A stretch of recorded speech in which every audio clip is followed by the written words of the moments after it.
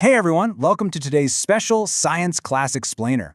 I'm your AI drone teacher, proudly produced by Suzutatsu, and let me tell you, I am so pumped to be guiding you through Chapter 1 of our journey today. We're going to be exploring a piece of tech that is literally changing the skies right above our heads. So, grab your thinking caps and get comfortable because we are diving headfirst into the amazing world of drones. Okay, to kick things off, I want you to really think about this for a second. Do you actually know why a drone can fly by itself? Just picture it. You've got this piece of plastic and metal just sitting there on the grass, right? And then suddenly its propellers start spinning, it lifts off, and it's just magically flying through the air all on its own. No human pilot sitting inside, no strings attached. How in the world does it do that? Go on, take a wild guess. Well, if you guess that it's a robot, you hit the nail right on the head. You see, officially, a drone is known as an unmanned aerial vehicle. And unmanned just means, well, there are 0 people riding inside of it. So basically, a drone is just a really cool flying robot. Now, it can be steered remotely by someone standing on the ground with a controller, or, and honestly, this is the really mind-blowing part, it can fly completely on autopilot, totally by itself. Now, I know what you might be thinking. Wait a minute, aren't those just like those old remote control airplanes my parents used to play with in the park?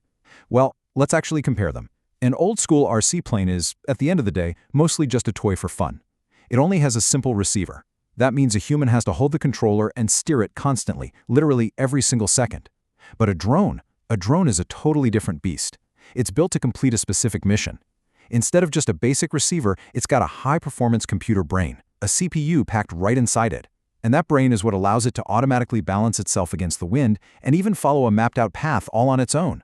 So the big takeaway here is that drones absolutely aren't just toys. They are flying robots on a mission. Which, of course, brings us to our next big question. If the robot's on a mission, what kind of heroic superpowers do they actually have out in the real world? Like, how are they helping humans today? Well, there are 5 main ways these robotic sidekicks are really stepping up to help society. We can basically break their superpowers down into information gathering, cargo delivery, disaster response, agriculture, and entertainment. From swooping low to spray crops on a massive farm, all the way to creating those glowing, synchronized light shows you sometimes see lighting up the night sky, drones are out there doing incredible things for us every single day. Let's zoom in on that information-gathering superpower and see how it actually keeps us safe. Look at this drone right here, hovering just under that massive concrete bridge. You know, in the past, humans had to literally dangle from ropes at these dizzying heights just to check if the concrete was cracking. It was terrifying. But now, a drone can just use its high-tech cameras to fly right up close and inspect the whole bridge safely from the air. It's taking on the dangerous job so humans don't have to. And that information superpower, it also lets them explore places we simply cannot go.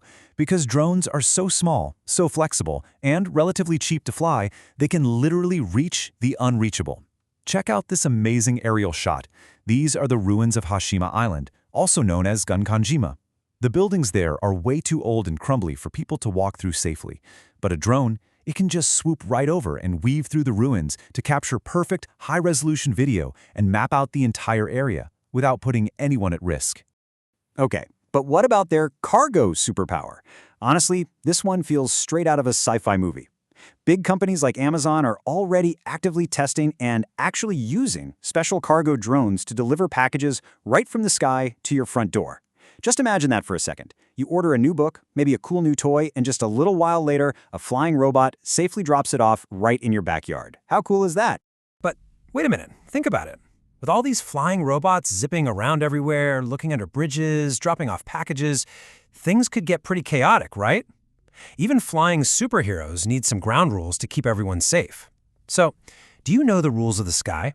Like, why can't we just let robots fly anywhere and anytime they feel like it? Well, that brings us to aviation law. These are the official rules of the sky. And what's really fascinating is just how incredibly strict these rules actually are, all designed to protect the people down on the ground. First off, you've got flight rules. For example, you can't fly a drone if you've been drinking. You absolutely cannot fly them at night, and you have to keep your drone at least 30 meters away from people, buildings, and cars at all times. Then you've got prohibited airspace. That means you are never allowed to fly near airports, you can't fly high up in the sky over 150 meters, and you definitely can't fly over big crowds or events. To give you an idea of what that looks like in the real world, take a look at this map of the Nagoya area. Do you see all that red? That massive red zone represents densely populated areas, basically places where a whole lot of people live and work. By law, the sky over those red zones is pretty much a strict no-fly zone for regular drone users. And this makes total sense. It's completely necessary to protect everyone down below. Because let's face it, if a drone suddenly runs out of battery and falls out of the sky, we really don't want it landing in the middle of a busy street. Okay, so we've got these amazing flying robots, and we've got the strict rules to keep everybody safe. But where is all of this actually heading? Well, I want you to look at this massive number on the screen right now. That is 1 trillion yen. 1 million million. Now, why in the world am I showing you this gigantic number? Because, get this, by the year 2030, the domestic drone business market right here in Japan is predicted to totally smash through that 1 trillion yen mark. Just look at this chart. It literally looks like a giant staircase climbing straight up into the future, doesn't it? Back in 2023, it was sitting around 380 billion yen, but it is growing so incredibly fast. And this explosive growth? It's all being fueled by some awesome new technology. We're talking about heavy-duty cargo drones that can carry 30 kilograms of weight and super smart AI sensors that let drones fly fully automated missions without a human even having to watch them. So, the most important takeaway for you today is this. You are going to grow up in a 1 trillion yen drone world. The skies of your future are going to be absolutely filled with these helpful flying robots. And that leaves me with one final, very important question for you. What kind of superhero drone will you create for the future? Will it plant trees in the forest? Will it rescue lost hikers? Maybe deliver fresh pizzas straight to your window?